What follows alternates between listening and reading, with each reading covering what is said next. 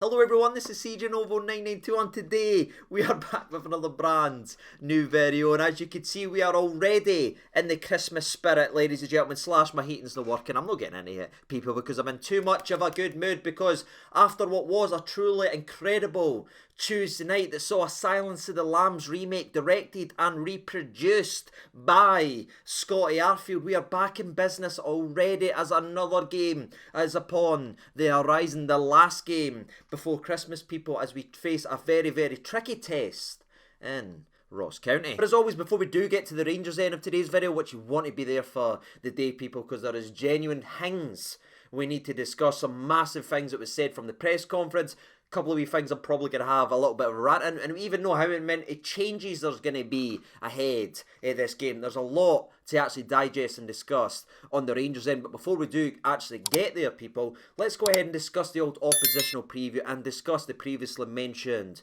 Ross County, who at my current time of recording are sitting 10th in the old SPFL. That's right, people, it's Ross County, and I'll be honest with you, I didn't want to see a white Christmas this year, and that, I mean, of course, Jordan White. I am sick to death of seeing this man score against Rangers. He's a blue nose, it hurts me every time he does it, and I'm sick to death, so I don't want to see a white Christmas this year. If we could stop him from scoring, that would be very, very nice, because the big man's at it already. After the World Cup break, he scored an early goal for Ross County, and I'm sitting there regarding for these types of videos saying, oh, I've seen this before, I know how this is going to go. But Ross County ended up throwing the game away in a fiery encounter versus St Johnstone, as they got a man sent off early in the second half, and St Johnstone went on to win the game with two late goals in the space of 2 minutes. That sounds familiar. But regarding Ross County, it has been a poor season overall for them so far. In my personal opinion, they're well and truly a part of the relegation dogfight. I mean, they're joint points with Kilmarnock, who are currently behind them on goal difference, and they sit just 3 points above Dundee United, who sit rock bottom of the SPFL. Wow, is that not delicious? I'll say it one more time in case you've heard it. Dundee United sitting rock bottom of the old SPFL, but it is worth noting that Dundee United have a game in hand as well, so Ross County is well and truly in the mixer, and again, in that relegation dogfight. So I know we're just back from the World Cup break, but we've already reached a point, ladies and gentlemen, where it is every single point is vital for this football club to remain in the old SPFL, so I think it's quite clear to see what we will see from them tomorrow. Backs to the wall defending and hoping and praying to get a point from this game. That is what they'll be trying, because every point is massive for them this season. But again, expecting and dealing with things are completely different things, and to be fair to Ross County, it's not all been doom and gloom. In fact, going forward, I think they're actually a very good side. Of course, they've scored more goals than Kilmarnock, or they'll have a better goal difference ratio. I should say that's why they sit above them, and if you look at it, they've only failed to score once in the last 7 SPFL matches. They know how to put the ball in the back of the net, people, so that is always a worry, but it's the other end. It's where it's catching them. I mean, it was 2 games ago, people, that this side went to Parkhead and took the lead early in the second half before absolutely crumbling and losing 2-1 to Celtic. They have got threat in them. They are a tough side to actually play physically. They do get the ball in the mixer. They do make things uncomfortable. But again, their one Achilles heel that's been there for the first game of the season to where we are right now is when they concede 1 goal in a game. There's usually another unit follows very, very shortly, as I don't know if they heed score or they switch off, but they've got a terrible habit, or a lovely habit if you sit from my side, the campy. When they concede, there's an alien slapped into the back of net not too long after. Showed at Parkhead, it showed all season, so fingers crossed we get an early goal and we slap a couple in. Please, Santa, I've been very good this year. Is he up there? I don't know. He's not Jesus. Is it? And if I'm honest with you, that's all I've really got to add from Ross County. They still line up in maybe the 4-2-3-1, but I imagine when the first whistle goes, you'll see that drop in deep. But again, that's not been their strength, so I wouldn't be surprised if they do leave a man or two up there, or really trying to attack us and hurt us through long throw-in, stuff like that. And again, their bread and butter, their biggest strengths this season has been the set pieces, the threat of Jordan White, the big centre half who seems to score every single time a free kick or set piece is given. Expect a lot of flinging on the deck to win free kicks outside the box so they can whip it in as well, and again attack Rangers' weaknesses, which has been aerial balls and set pieces. It is all lining up to be a frustrating evening, and they've certainly got it in their bag to actually do that to us, But again, it's on this Rangers side and it's on Michael Beale to unpick the doors and make sure we get through this game with another vital 3 points. So with that being said, ladies and gentlemen, let's get to the Rangers end, because there is so much to discuss. Let's start off with maybe some sere news before we actually get to some happy news and frustrating news and everything like that. Regarding the goalkeeping situation, which again I voiced my opinion on if you watch Tuesday's late upload. I should actually say Wednesday, by the way, because I think I put the video up about 2 AM because I was celebrating, loving life, loving that win over Aberdeen. Maybe a bit too much, but either way, people, we actually discussed the fact that the goalkeeping situation and the amount of goals we're conceding and where I think we're poor. And again, I gave about a 4-minute kind of talk, so I'm not going to repeat it right here. But Michael Beale was actually asked something very similar in the press conference, wanted to talk about the goalkeeping position, and he has confirmed that he is happy with the goalkeeping situation and having McGregor, McLaughlin and McCrory as his goalkeepers, and even went on to discuss the fact that Robbie might even be loaned out in January, which is sere, ladies and gentlemen. It really is, and it does leave me for worry for going in to next season. Now again, now we're getting defenders back. There might be a massive difference in the goalkeeping position, and it might not be as highlighted. We might not receive as many shots, and we might not receive as many goals as we're conceding,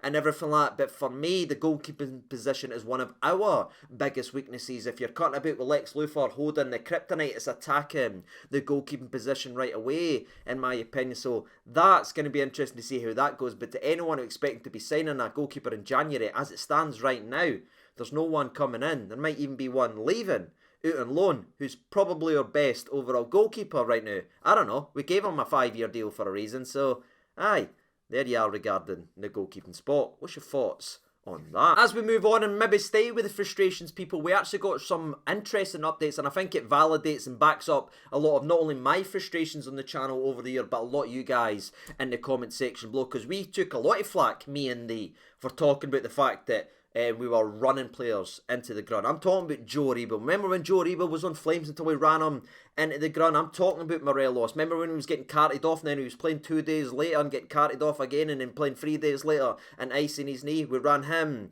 into the ground. We ran Tavernier early on in the season. We voiced our opinion, and I've even been unhappy with how we've used Jacko at certain points, throwing him right back into the deep end after coming back, which I think's played its part in the stop-start over the last couple months. And then obviously where we're going to go next and regarding a Glenn Kamara, who probably wasn't on a lot of our radar because he didn't seem to fit with Gio's overall plans, in my opinion. It didn't seem to work out. It seemed to be a wee bit of an issue right there. But Michael Beale has came out here and confirmed that Glenn Kamara probably should have had an operation a couple months ago, but instead was playing through it, and that there just says everything to me regarding the previous setup at this football club, the way we were going about our business, the way we were running players into the ground. This was a boy that needed an operation, ladies and gentlemen, and we were running him into the deck, and it's infuriating, people, and it's no wonder his performances dropped off an absolute cliff. And that shows just how badly we were run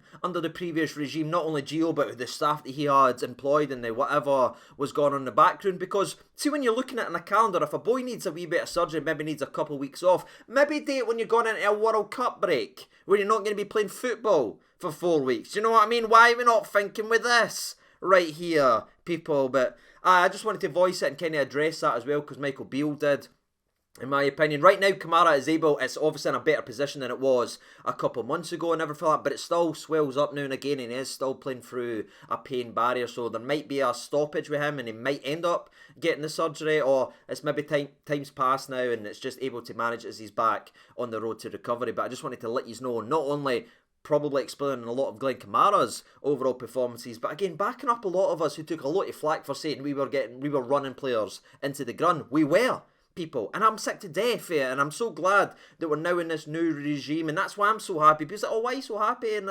that's why, people, because we're actually getting answers in press conferences. We're getting told the truth. We're not getting lied to now. We're getting updates regarding players. We know when certain players, I'm going to discuss it in today's video, when they're coming back, how's the road going on. We're getting genuine updates. It's not a smoke and mirrors. It's not like a Scooby-Doo episode where you've just got like the same 3 things. There's a lamp, there's a door, there's a lamp, there's a door, and they're just running like this. That's all we got for months and months and months. Nonsense and lies and smoke and mirrors. Now we're actually getting the genuine truth. We're getting updates on players, and I feel like that's an important step in the right direction, because that's all as fans we want.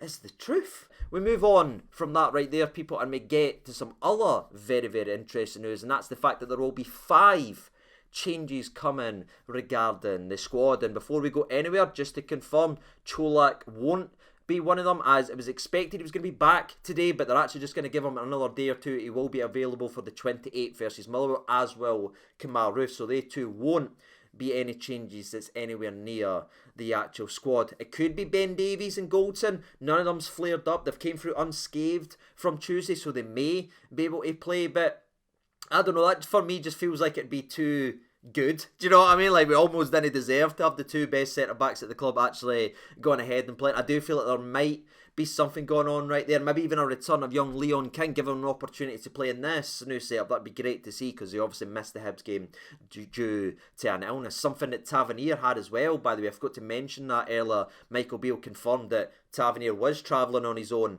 there and back for the Aberdeen game, because he was suffering from the flu, but he wanted to play and everything like that as well. So that explains why he was so off. For me, he was terrible on Tuesday night, so not really giving him an excuse, but it explains why he just seemed to be at a different frequency for everybody else. But now he's feeling fine, so we should see a much better game for the captain. But aye, there will be 5 overall changes to the squad. I imagine Leon King will be one of them. Would like to see Ben Davies be one of them. I'd play Goldson again, but I just didn't feel like maybe that would actually happen. In the middle of the park, I think there will be some changes, and I think Scotty Arfield, because of what done on Tuesday, will start. And it'll go either one or two ways. He'll either vanish because he started the game, or he'll start off scoring and it'll feel like absolutely immaculate. But again, I love Arfield as the impact sub. I've said that for ages, new people. But there will be 5 changes. So if you are still watching today's video, what changes do you think there will actually be? We'd love to know your thoughts and opinions down there in the old comment section below. Everyone else regarding Hadji, Helander remains on the same timeline. Suter, Lawrence, that we've discussed, I think, twice already this week, so I'm not going to repeat it for his Embodies or anything. Everyone else remains the exact same, people including Stephen Davis, but everyone else is good to go. So what's your thoughts and opinions for what is the last game before Christmas? How you feeling? What's the 5 changes going to be? And what is your prediction? Let me know down there in the old comment section below. To wrap up my opinions very, very briefly, because again, you've got a lot on today. It is a manic time of the year. I do feel like we will get a cheeky 2-0 from this game of football. That would be nice, but there's probably going to be another 5 goals. We're probably going to be behind. There's probably going to be more grey hairs,